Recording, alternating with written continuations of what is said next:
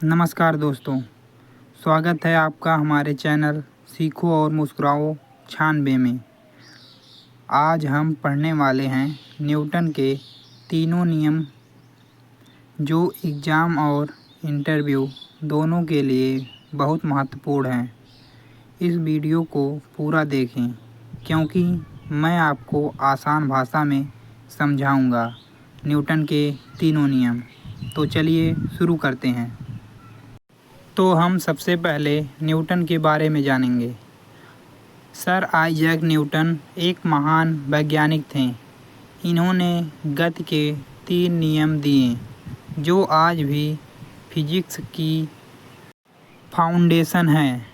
ये नियम हमें बताते हैं वस्तु क्यों चलती है, वस्तु कैसे रुकती है और बल कैसे काम करता है। जिसमें न्यूटन का पहला नियम है। न्यूटन का पहला नियम कहता है कि कोई वस्तु अपनी स्थिति, रेस्ट या मोशन को नहीं बदलती है जब तक उस पर बाहरी बल ना लगाया जाए। इस नियम को जड़त्व का नियम भी कहते हैं। इसका उदाहरण है, जब कोई बस चलती है तो बस जब रुकती है उसके बाद कोई आदमी आगे की ओर झुकता है। कार चलने पर पीछे की ओर झटका लगना। मेज पर रखी किताब अपने आप नहीं हिलती है। न्यूटन का दूसरा नियम हमें बताता है किसी वस्तु पर लगाया गया बल द्रव्यमान और त्वरण के गुणनफल के बराबर होता है।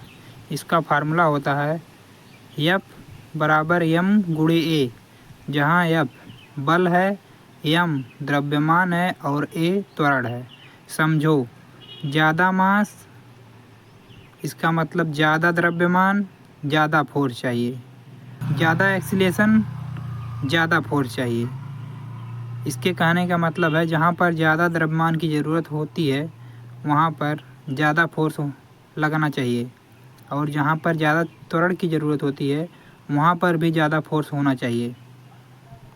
इसका उदाहरण है, जब हम खाली ट्रॉली को धक्का देते हैं तो वह आसानी से आगे चल जाती है।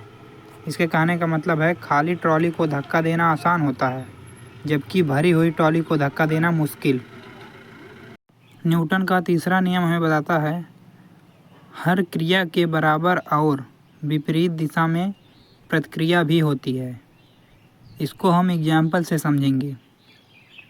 इसका उदाहरण है, बंदूक चलाने पर पीछे की ओर झटका देना। तैराक पानी को पीछे धक्का देता है।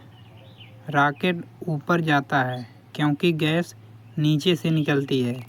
यह सब न्यूटन के तृतीय नियम के उदाहरण हैं। अब हम न्यूटन के तीनों नियम के बीच में संबंध को देखेंगे। तीनों नियम आपस में जुड़े हुए हैं। पहला नियम मोशन की स्थिति में, दूसरा नियम फोर्स का इफेक्ट की स्थिति में, तीसरा नियम एक्शन और रिएक्शन, क्रिया और प्रतिक्रिया की स्थिति में। तो दोस्तों, आज हमने न्यूटन के तीनों नियम डिटेल में समझा।